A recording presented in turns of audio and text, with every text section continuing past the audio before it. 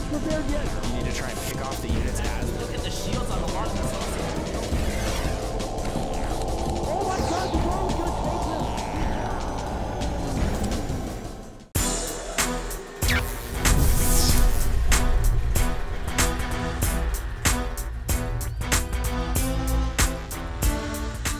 Welcome once again, folks. This is Cat's Pajamas. And this is Spain User. And we are back for another Losers Round 1 match here out of the IPL Season 2.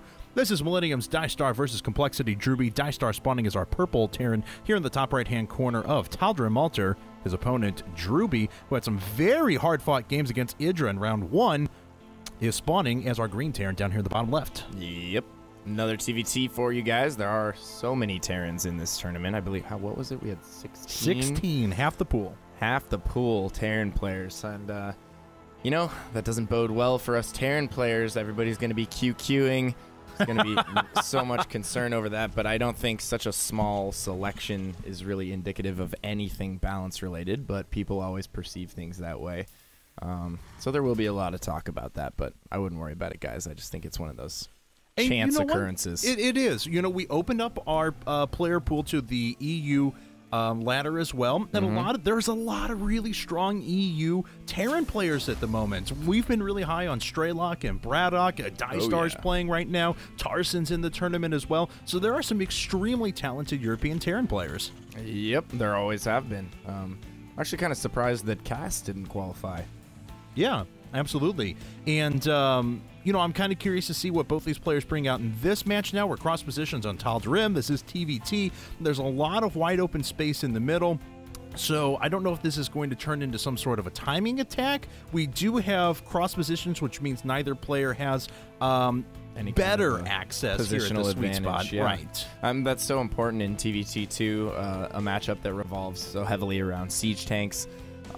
You know, obviously those positional advantages, especially on a map like Taldrim, are so important. But with diagonal cross spawn on this map, you're going to be looking at a majority of the damage being done through drops, you know, possible blue flame Hellions, but marine drops are just so effective, especially with this much distance between the bases. It's so hard to prepare for a marine drop properly, and if one just sneaks in and they manage to get a stem off and get into your mineral line, it just wrecks all kinds of havoc. So both players are probably going to prepare heavily for drops and just really get their infrastructure going. I think that's the best way to play a TVT given these positions. You just need to be very meticulous. And it looks like DieStar is setting up for that. He does have a spotted supply depot down here at the bottom. We do also have a Reaper coming out now, so a Reaper expand opening for DieStar, whereas Drewbie opted for that fast expand, and this SCV does get cleared off. Let's take a look at his vision. We didn't actually see the command center. I'm not sure where those Marines caught it, so he may or may not be aware of the presence of that command center, and I think he did get it in a scout before, saw no gas, so no gas fast expand coming out for Drewbie. Yep, and we have command centers down for both players right now. It's going to be a Reaper expand, and is he going to go with 2 Reapers or just the single Reaper? We have that first Reaper popping out. He may, okay, yeah, so he just went with a Marine, followed up with that Reaper, going to try and get in there and scout. He will clear out the Zelnaga towers ahead of time, and ooh, we do have Drewbie going up to 4 racks immediately here, so he's going with that heavy Marine style. We've seen players actually shy away from this recently in lieu of quicker gases and quicker tech, like a 3 racks, you know, the 1 racks gasless fast expand into 3 racks, but with much quicker refineries, and then that allows them to tech up, get medevacs much quicker. You'll get a quicker stim, quicker combat shields. You can also start your infantry weapons faster. So Drewbie going with that kind of older, tried and true 4 racks, just heavy Marine production style, and he's going to probably do some pressure here once he hits that sweet spot of about 20 Marines early on in the game, where you can actually achieve quite a bit of damage if you can sneak in there. Now, what DieStar needs is a bunker to deflect this, and he needs to keep that Reaper alive. And it looks like he's setting up for heavy tech here. Nothing coming out of this Tech Lab factory, so this is going to be a switch onto the starport.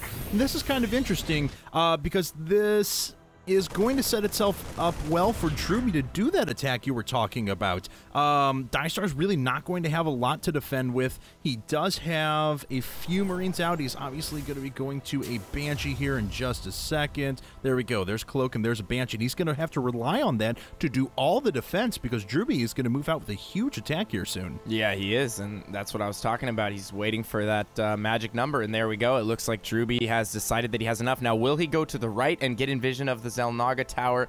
Let's check DieStar's vision. Okay, so he does know that this is coming. He will have a little bit of time to prepare. Look to see him drop a few bunkers immediately here. We do have one going down right now. Is it going to be in time? Drewbie looks to be just heading straight over there. He's not stopping. He's not detouring for anything, and that bunker could be a little bit out of position, possibly too far to the left-hand side. Drewbie might be able to sneak in on the right-hand side of the natural and possibly get into the main here and do a ton of damage. This is going to be real close. Oh, no, I don't think he's going to have this up at all. All these Marines are going to die before they ever get a chance to jump into the bunker, and it looks like he may even take out the Banshee. Oh, my goodness. Cloak is not done yet. DieStar trying to produce as much as he can, and we may have a very, very quick game one.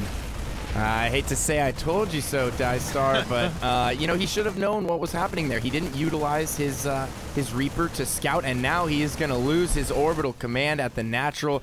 This could be curtains already this early on in the game. I don't know if he can recover from losing this orbital, and it will go down to this squad of Marines. He may not be able to end the game here, but Drewbie has inflicted a blow. And now combat shield finishing, and DieStar immediately leaves the game. Wow. Indeed. Drewbie with a convincing game number one. Really, because DieStar, I mean, it wasn't that DieStar did anything wrong as far as his approach. He just didn't have any units out to defend, and Drewbie just overran him. Well, I think that with the bunker, he could have potentially held that. I think holding that with the bunker would have been a possibility for certain. And mass repair, he probably would have lost several SCVs, you know, maybe 5, 6, but he would have been down on Econ, but he still would have had the tech advantage. He would have had the Banshee with Cloak. He could have gone in there and done some damage to Drewbie and possibly recovered that. So I think he's just too late on the bunker. The timing right there worked out perfectly for Drewbie. He was able to sneak in and kill all the Marines before the bunker even went up. So yeah, absolutely. So there he goes. Game number one to Drewbie. Right away, a map that can lend itself to very long matches. We'll see what DieStar picks here in just a second. Game number two coming right up.